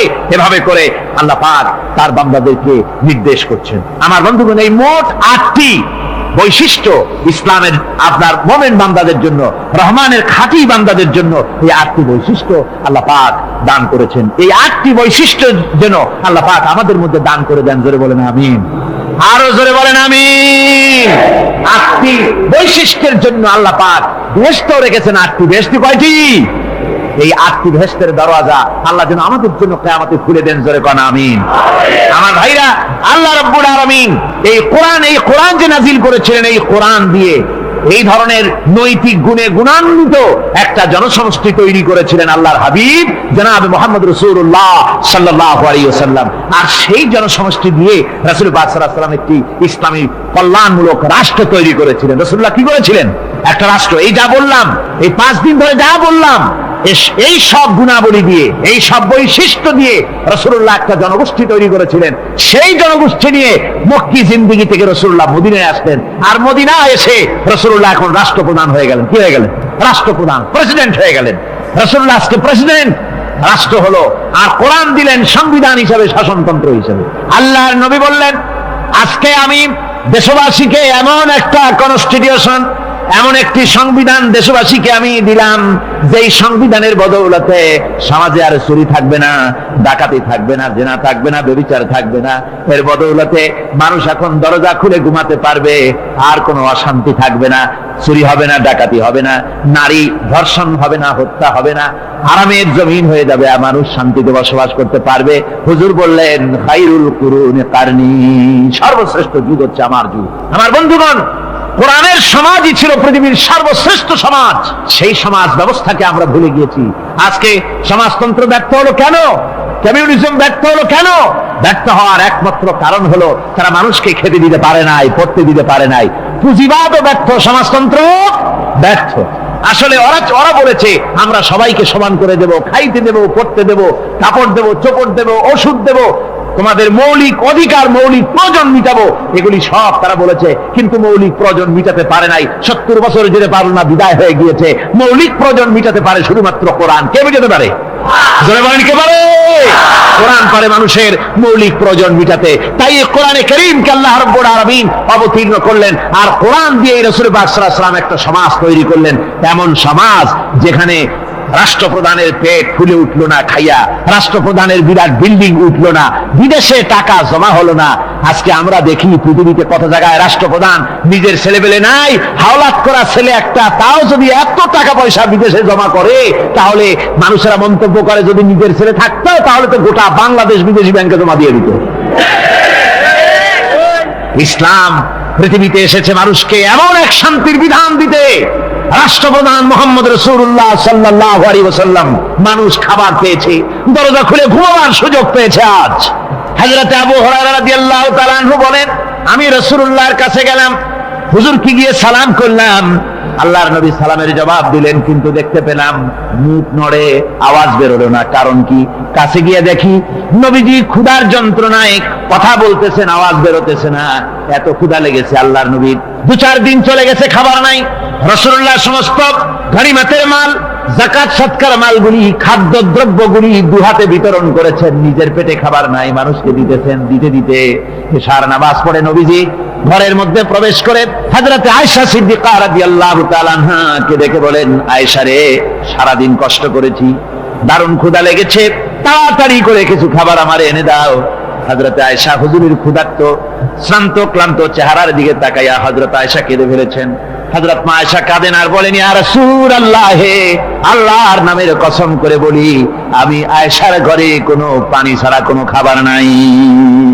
এই ছিল রাসূলের আদর্শ। আল্লাহ পাক বলেন, বান্দা যখন আমাকে ডাকে, আমি বান্দার একদম নিকটে, তার ঘাড়ের চাইতেও নিকটে। ওয়া নাহানু আকরাবু ইলাইহি মিন হাবিলিল ওয়ারিদ। আমি আমার বান্দার সারা যে রগের উপরে তার মাথা, এর থেকেও আমি আমার বান্দার বেশি নিকটে। সুবহানাল্লাহ পড়ে। আমি তোমার কাছে, আমার কাছে মাপ চাও, যত বড় গোনাহ হোক। ওয়াকালা রাব্বুকুম উদউনি আস্তাজিব লাকুম। তোমার প্রভু তোমাকে ডেকে বলেছে, আমাকে ডাকো, আমি মাফ করে দেবো। সুবহানাল্লাহ। কত বড় কথা, আমাকে ডাকো, নিরাশ হয়েও না, হতাশ হয়েও না। আল্লাহর গজব বেশি না রহমত বেশি? আল্লাহর রহমত বেশি।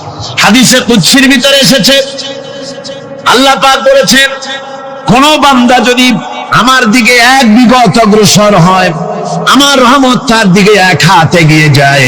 কোন বান্দা যদি আমার দিকে হেঁটে আসে, আমার রহমত তার দিকে দৌড়ে যায়। বান্দা যখন আল্লাহর দরবারে 2 হাত উঁচু করে চোখের পানি ফেলে দেয়, মুসলিম শরীফের হাদিসের ভিতরে এসেছে, গভীর রাত্রে, রাতের 3য় অংশে আল্লাহ রাব্বুল আলামিন প্রথম আকাশে আসেন আর ডেকে বলেন, পৃথিবীতে আছো নাকি কেউ গুনাহ করে জীবন বরবাদ করে দিয়েছো, আমার কাছে মাফ চাও। ঋণগ্রস্ত আছো, অসুস্থ আছো, অপমানিত আছো, কে আছো মাজলুম, আমাকে ডাকো, আমার কাছে বলো, আমি ডাকে সারা দেব, জীবনের আশা পূরণ করে দেব। ওই সময় যে সমস্ত লোকেরা কাঁদে তাহাজ্জুদের নামাজ পড়ে, আল্লাহ জিজ্ঞেস করেন ফেরেশতারা, অমুক অমুক দেশ অমুক অমুক বান্দারা কাঁদে কেন? ফেরেশতারা বলে, রব্বুল আলামিন তুমি তো ভালো করে জানো। আল্লাহ বলেন, জানি, তবুও তোমাদের মুখে শুনতে চাই। তারা বলে, রব্বুল আলামিন তোমার এই বান্দা গুনাহ করেছি, গুনার জন্য মাফ চায়, জাহান্নাম থেকে বাঁচতে চায়। আল্লাহ পাক বলেন, ফেরেশতারা আমার এই বান্দারা আমারে দেখেছে নাকি? বলে, দেখে নাই। বলে, আমার দোজখ দেখেছে নাকি? বলে, না, তাও দেখে নাই। আমার বেহেশত দেখেছে নাকি? বলে, না, তাও দেখে নাই।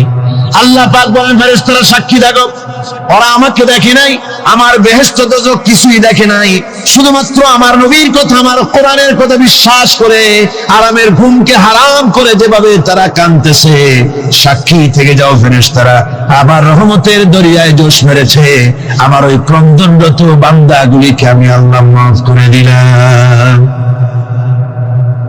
সুতরাং মুমিন বান্দা যারা, আল্লাহর মুমিন বান্দা যারা, এই ঈমানের কোয়ালিটি, এটাও হতাশায় নিরাশায় ভেঙে পড়বে না। গুনাহ তো মানুষই করে, গুনাহ হয়ে গেছে, মাপ চাও। তোমার গুনাহ কদ্দুর? তোমার গুনাহ যদি হয় পাহাড় সমান, আল্লাহর রহমত আকাশ সমান।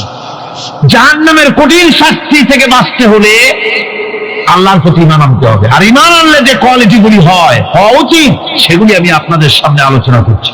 এরপর আরেকটি কোয়ালিটি হবে মুমিনের, তা হলো কঠোর কঠিন বিপদে অবিচল থাকবে, বিপদে ভেঙে পড়বে না। বিপদ আপদ, শত্রুতা, ক্ষয় ক্ষতি যা কিছু হয় সবই আল্লাহর পক্ষ থেকে, এটা মেনে নিতে হবে এবং ধৈর্য ধারণ করতে হবে। বিপদ মুসিবত শুধু উম্মতের জন্য নয়, দুনিয়ার সমস্ত নবীদের বিপদ এসেছে। হয় নাই নবীদের বিপদ আসে নাই? কোরআনে কারীম থেকে শুনুন, আল্লাহ রাব্বুল আলামিন বলেন, ওয়া কাযালিকা জাআলনা লিকুল্লি নাবিয়্যিন আদুওয়ান মিনাল মুজরিমিন। আল্লাহ পাক বলেন, এমনি করে আমি সকল নবীদের শত্রু বানিয়ে দিয়েছি সব পাপিষ্ঠ আর অপরাধ প্রবণ লোকদেরকে। প্রত্যেক যুগে নবীদের শত্রু ছিল, প্রত্যেক যুগে নবীদের কি ছিল? শত্রু ছিল। সে শত্রু কারা ছিল? আল্লাহ পাক বলছেন নবীদের শত্রু ছিল পাপিষ্ঠ আর অপরাধ প্রবণ লোক, এরাই ছিল নবীদের দুশমন। রাসূলগণের অবস্থা যদি এই হয়, তাহলে তার উম্মত, ওই দিনের ধারক বাহক যারা, তাদের বুঝি বিপদ আপদ হবে না নাকি? হবে কিনা? তো ইসলামের বিরোধিতা যারা করে, কোরআনের পরিভাষায় বলা হয়েছে ইসলামের দুশমন, নবীদের দুশমন। দুনিয়ার সব পাপিষ্ঠ আর অপরাধ প্রবণ লোকেরাই ইসলামের দুশমন হয়, নবীদের দুশমন হয়। আজও দেখেন, আজও তাকিয়ে দেখেন, ইসলামী আন্দোলনের বিরোধিতা যারা করে তারা পাপিষ্ঠ চরিত্রের কিনা তাকায় দেখেন, খুঁজে দেখেন, সর্বত্র খুঁজে দেখুন, খুঁজে দেখুন। যারা ইসলামী আন্দোলনের বিরোধিতা করে, যারা ইসলামকে মিটিয়ে দেওয়ার চেষ্টা করতেছে, যারা ইসলামকে মৌলবাদ বলে, ইসলামকে সাম্প্রদায়িক বলে, কোরআনে কারীমের কথা কত স্পষ্ট যে নবীদের দুশমন হয়, ইসলামের দুশমন হয় মুজরিম লোকেরা, অপরাধ প্রবণ আর পাপিষ্ঠ লোকেরা। আজও আমরা দেখতে পাই এই শ্রেণীর লোকেরা পাপিষ্ঠ এবং সবচাইতে সমাজের নিকৃষ্ট ধরনের চরিত্রহীন লোক। নামাজ নাই। আপনি খুঁজে দেখেন ইসলামী আন্দোলনের বিরোধিতা যারা করছে, যারা নেতৃত্ব দিচ্ছে, নামাজ নাই, রোজা নাই, চরিত্র নাই, হজ নাই, যাকাত নাই, মদ, জুয়া, জেনা, ব্যভিচার ইত্যাদিতে লিপ্ত। চেহারা দেখলে ছেলেপেলেরা 2 গ্লাস পানি খায় ভার্সিটে। কথা ঠিক কিনা কয়? এই হলো অবস্থা। মারে কেন? মুমিনদেরকে, পয়গম্বরদেরকে, সাহাবীদেরকে এবং ঈমানদারদেরকে মারে কেন? তার কারণ হচ্ছে আল্লাহ রাব্বুল আলামিন বলেছেন, ওয়া মা নাকামু মিনহুম ইল্লা আইয়ুমিনু বিল্লাহিল আজিজিল হামিদ। কাফিররা ইমানদার লোকদেরকে অন্য কোন অপরাধী নির্যাতন চালায় না, নির্যাতন চালায় শুধু এই কারণে যেহেতু মুমিন লোকেরা পরাক্রমশালী, আল্লাহ রাব্বুল আলামিনের দ্বীনকে কায়েম করতে চায়, তার উপরে ঈমান এনেছে, এই কারণেই তারা মারে। ঠিক কিনা কন? যুগে যুগে নবীদের উপরে, সাহাবীদের উপরে যে অত্যাচার হয়েছে, সেই অত্যাচার এই কারণেই হয়েছে, অন্য কোনো কারণে নয়। এই কঠিন বিপদে অবিচলতা এবং ধৈর্যের দৃষ্টান্ত নবীগণ পেশ করেছেন পৃথিবীর বুকে।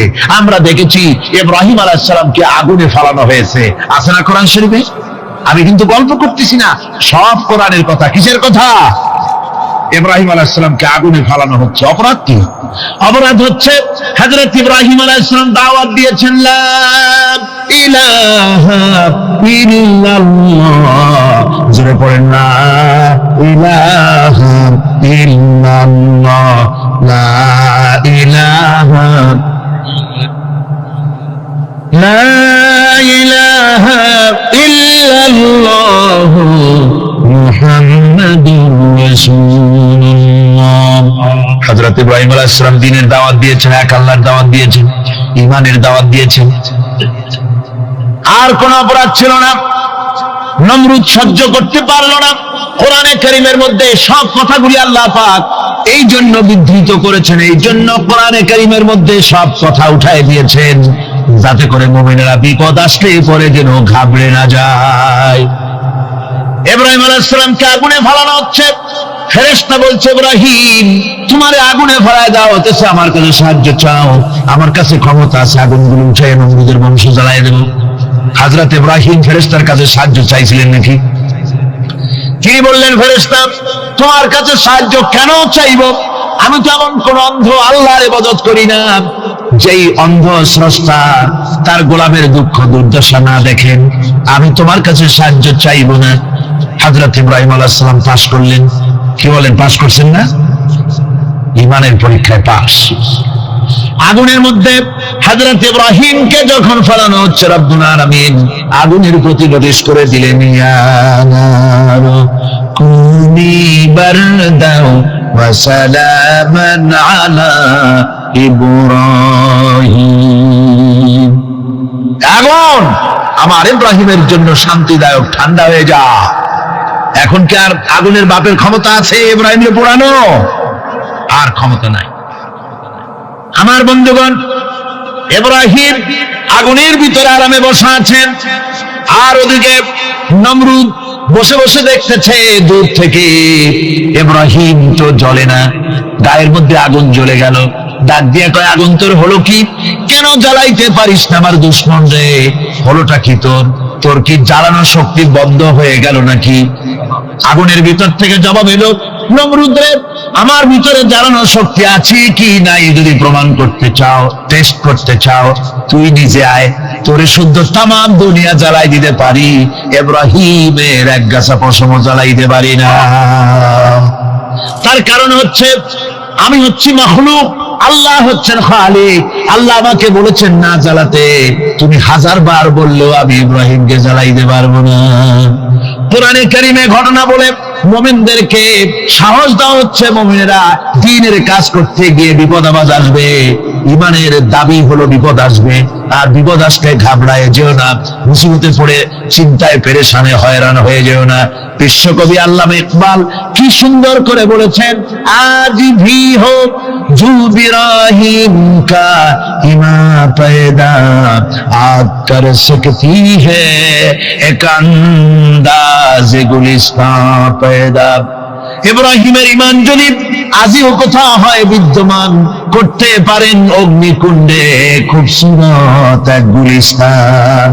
আজও যদি আগুনের ভিতরে কোন নমরুদ কোন ইব্রাহিমকে যদি ফেলে দেয়, আল্লাহ রাব্বুল আলামিন আজও আগুনকে ফুলের বাগান বানায়া দিবেন। সুবহানাল্লাহ। ভয় পাওয়ার কারণ নাই, চিন্তা করার কোনো কারণ নাই। আমার বন্ধুগণ, হযরতে হুদ আলাইহিস সালামকে যখন সমাজের লোকেরা, রাষ্ট্রের লোকেরা ঘিরে ফেলে দিল, সমাজ শক্তি, রাষ্ট্র শক্তি যখন তাকে ঘিরে ফেলে দিল, ষড়যন্ত্রের পাহাড় তুলে দিল, তারে মেরে ফেলে দিবে, হযরত হুদ দেশ থেকে তার পালায় গেলেন না, ভয় পেলেন না।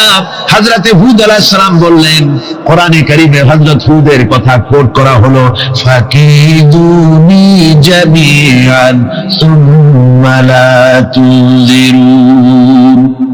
সম্মিলিতভাবে ষড়যন্ত্র করো আমার বিরুদ্ধে, সবাই মিলে ষড়যন্ত্র করো, সুম্মা লা তুযিরুন, আর আমাকে এতটুকু অবকাশ তোমরা দিও না। ইন্নী তাওয়াক্কালতু আলাল্লাহি রাব্বি ওয়া রাব্বিকুম, আমি ভরসা করেছি সেই আল্লাহর উপরে, যার কুদরতি হাতের ভেতরে, যিনি আমাদের রব তোমাদেরও রব, আর যার কুদরতি হাতের ভিতরে তামাম পৃথিবীর জানগুলি যার হাতে, সে আল্লাহর উপরে ভরসা করেছি। ষড়যন্ত্র যদ্দূর আছে করতে থাকো, আমি ষড়যন্ত্র পরোয়া করি না। সুবহানাল্লাহ। এটাই হলো মুমিনের কোয়ালিটি। শুধু ঈমান, লা ইলাহা ইল্লাল্লাহু মুহাম্মাদুর রাসূলুল্লাহ, গরুর গোশত খাই, আর রবিউল মাস আসতে পরে ইয়া নবী সালাম আলাইকা, ইয়া রাসূল সালাম আলাইকা, তারপরে গরম গরম জিলাপি আর রসগোল্লা খাইলাম খুব বেশি করে, এর নাম মুমিন নয়। মুমিন হচ্ছে তার চলায় ফেরায়, ওঠায় বসায় সাহসিকতার এক আন্দাজ তৈরি হবে সে। আমার ভাইয়েরা, বিপদে অবিচলতা আমাদেরকে পয়গম্বরেরা শিক্ষা দান করেছেন।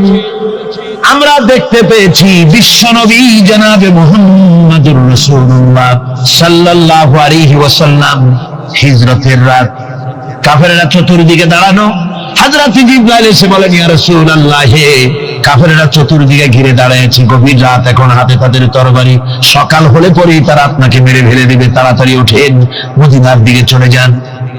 আল্লাহ নবী ঘুমের থেকে জেগে হযরত আলীকে ডেকে বলেন, আলী, আল্লাহ অর্ডার করেছেন আমি মদিনায় চললাম, আমার বিছানার পরে আমার চাদর গায়ে দিয়া শুয়ে থাকো, হযরত আলী বলেন, আল্লাহর হাবিব, আপনার চাদর গায়ে দিয়ে ঘুমিয়ে থাকবো।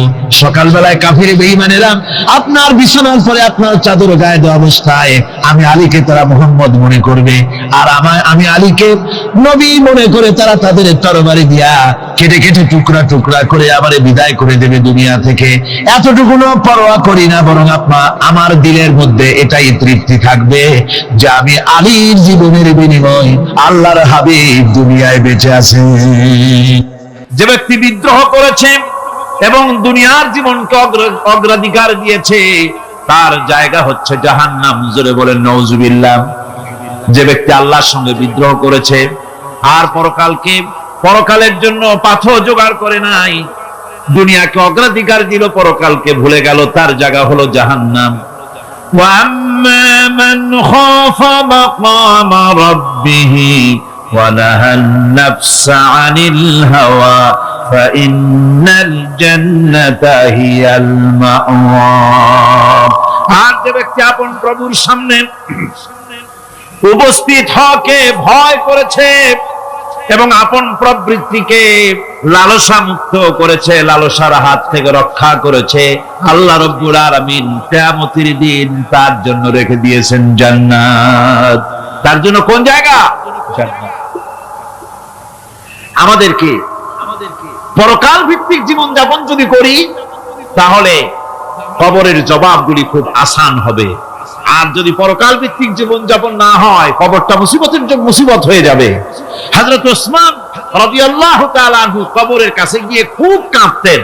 সাহাবায়ে কেরাম প্রশ্ন করেছেন, হুজুর, রাসূল করিম সাল্লাল্লাহু আলাইহি ওয়াসাল্লাম যখন জান্নাত ও জাহান্নামের ওয়াজ করেন তখনও তো এত বেশি আপনি কাঁদেন না, যত বেশি কাঁদেন কবরের কাছে এসে, কারণ কি? হযরত ওসমান রাদিয়াল্লাহু তাআলা আনহু বলতেন, আমার সাথীরা, আমি আমার হাবিবের কাছে, আল্লাহ রাব্বুল আলামিনের রাসূলের কাছে আমি শুনেছি এই কবরটাই হলো প্রথম স্টেশন, এই কবরটাই হলো প্রথম ইমিগ্রেশন কাউন্টার। এই জায়গায় কেউ যদি ধরা পড়ে যায়, কারো যদি চার্জশিট হয়ে যায়, সব জায়গায় ধরা পড়ে যাবে, হাসরে মিজানে সিরাতে কোনো জায়গায় নাজাত পাবে না। আর এই কবরটা যদি কেউ মুক্তি পেয়ে যায়, মিজান সিরাত হাসর সব জায়গা থেকে আল্লাহ তারে ভালোভাবে পার করে দিবেন। এটা হলো আসল জায়গা, মারাত্মক জায়গা, খুব মারাত্মক জায়গা। আমি এটাকে ইমিগ্রেশন কাউন্টার বলেছি আমার ভাষা। ইমিগ্রেশন কাউন্টার যারা বিদেশ ভ্রমণ করেছেন তারা জানেন। লন্ডন যাবেন, আমেরিকা যাবেন, সৌদি আরব যাবেন, যে কোনো বিদেশে যাবেন, গেলেই পাসপোর্ট তারা দেখবে। পাসপোর্টে আপনার ন্যাশনালিটি কোনটা সেটাই তারা জানতে চাইবে। আপনি কোন দল করেন এটা তারা জানতে চাইবে না। আপনি কোন ভাষায় কথা বলেন তাও তাদের জানার দরকার নেই। প্রথমেই তারা আপনার ন্যাশনালিটি দেখবে, আপনার আইডেন্টিটি কি তারা জানতে চাইবে। তারপরে যদি স্যাটিসফ্যাক্টরি হয় আপনাকে ভিসা দিয়ে ভেতরে ঢোকবার ব্যবস্থা করে দেবে। আর যদি তারা স্যাটিসফাইড না হয় তাহলে আপনাকে মেহমানখানায় ঢুকানো হবে গ্রেফতার করে। কবর হচ্ছে এ ধরনের একটি ইমিগ্রেশন কাউন্টার। কবরের ভিতরে মানুষ যখনই রাখা হবে সঙ্গে সঙ্গে দুজন ফেরেশতা আসবে। কবরের কাছে যারা এসেছিল, দাফন হয়ে যাওয়ার পর এই লোকগুলি 40 কদম যেতে যতক্ষণ লাগে এর মধ্যেই দুজন ফেরেশতা এসে যাবে। এসে জিজ্ঞেস করবে, মান রব্বুকা, তুমি কোন দল করতে, ওটা তাদের জানার দরকার নেই। চাকরি কিসে করতেন ওটা জানার দরকার নেই। ব্যবসা করতেন না চাকরি করতেন প্রয়োজন নেই। প্রথমেই জিজ্ঞাসা করা হবে ন্যাশনালিটি, প্রথমেই জিজ্ঞাসা করা হবে তার ন্যাশনালিটি সম্পর্কে, তার আইডেন্টিটিটা কি, এবং সেটাকে সত্যায়িত করার জন্য, বোঝার জন্য 3টি প্রশ্ন। প্রথম প্রশ্ন, মান রব্বুকা ওয়া মা দীনুকা ওয়া মান নাবিয়্যুকা, তোমার রব কে, তোমার দ্বীন কি, তোমার নবী কে। যদি এই ব্যক্তি বেঈমান হয়, মুনাফিক হয়, সে বলবে হায় হাতা লা আদরি, হায় হাতা লা আদরি, জানি না আমার রবকে, আমি জানি না। তোমার দিন কি, দিন কারে কয় বুঝি না। এরপরে আল্লাহর নবী জনাবে মুহাম্মদ রাসূলুল্লাহ সাল্লাল্লাহু আলাইহি ওয়াসাল্লাম কি দেখানো হবে, বলা হবে মা কুনতা তাকুলু ফি হাদার রাজুল, এই ব্যক্তি সম্পর্কে তোমার ধারণা কি নিকে? বলবে আমি চিনি না। নাউযুবিল্লাহ।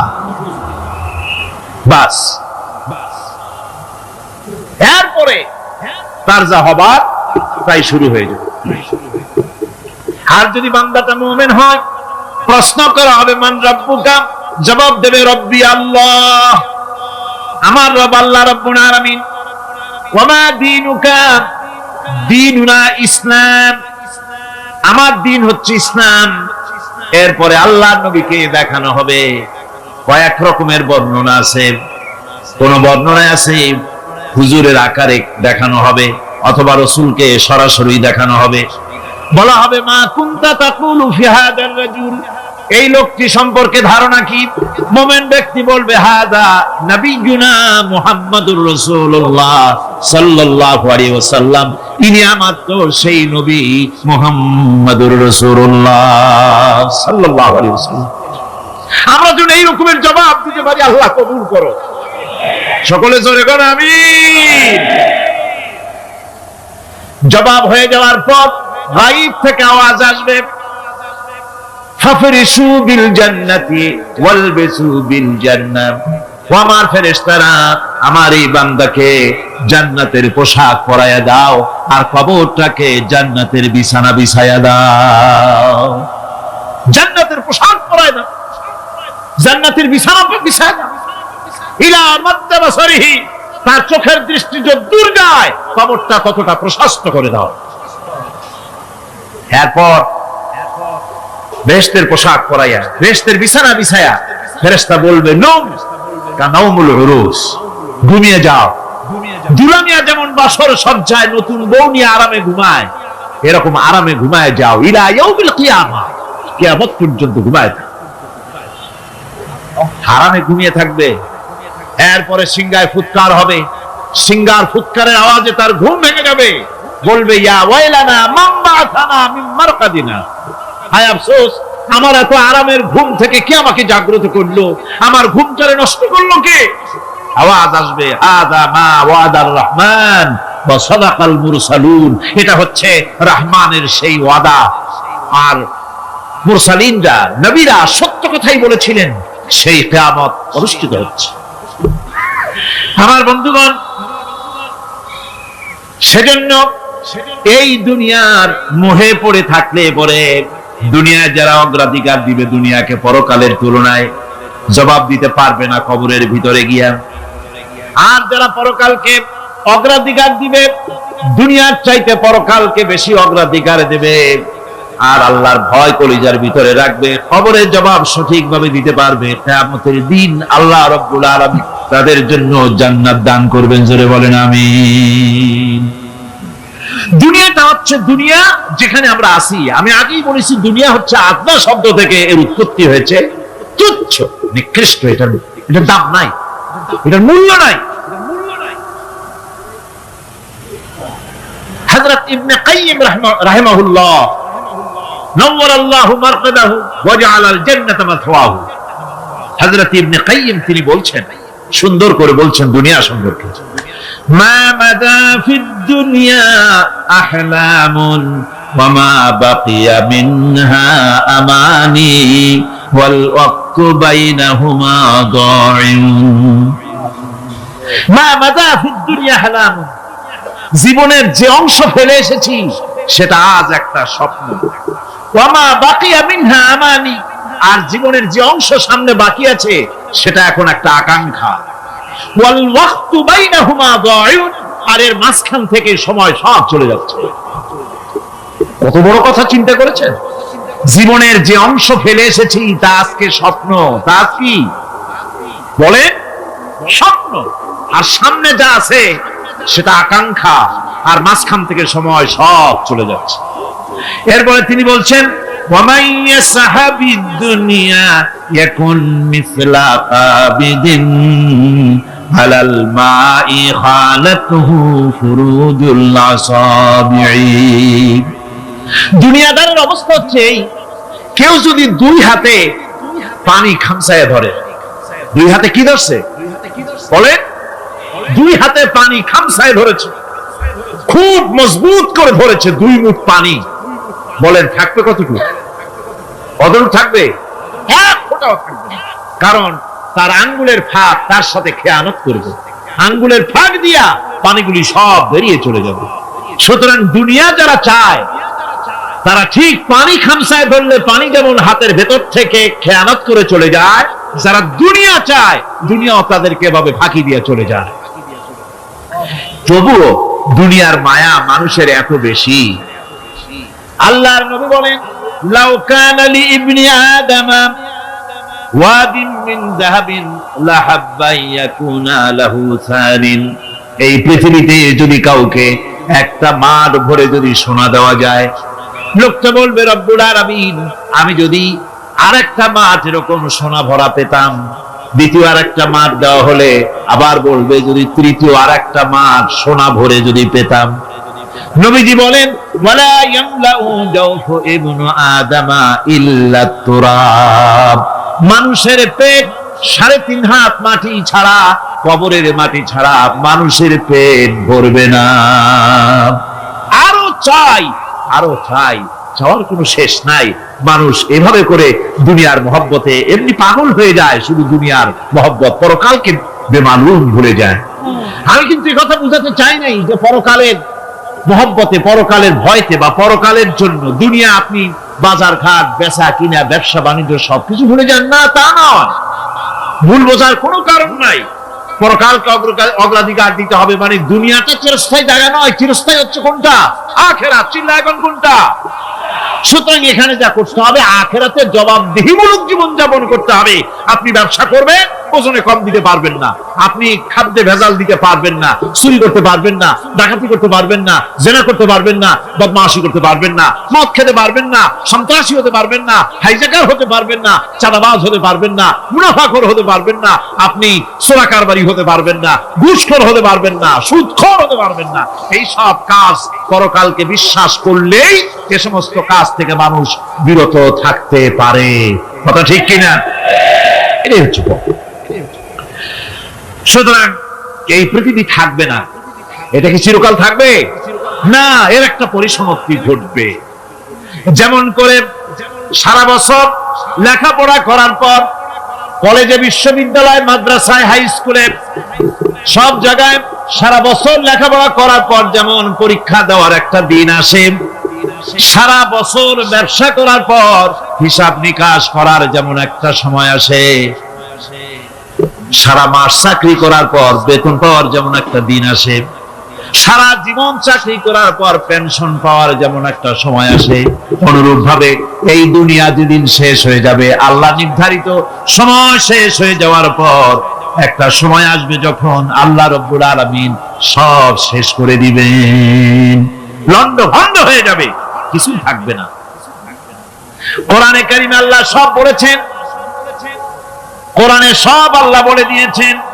আল্লাহ পাক বলেন এই পৃথিবীর সব কেমন ভাবে ধ্বংস হবে তার চিত্র আল্লাহ পাক কোরআনে কারিমে তুলে ধরেছেন।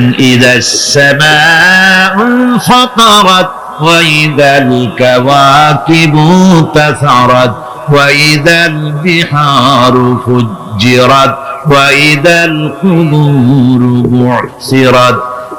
যখন আকাশসমূহ দীর্ঘ বিদীর্ণ হয়ে যাবে, তারকাগুলি বিক্ষিপ্ত হয়ে ছিটকে পড়বে, আর সমুদ্রগুলি উচ্ছ্বসিত হয়ে পড়বে, কবরগুলি সব তার ভেতরে যা আছে উদ্গীরণ করে দেবে, তারকাগুলি স্থিমিত হয়ে যাবে। এরপরে সমস্ত আকাশগুলি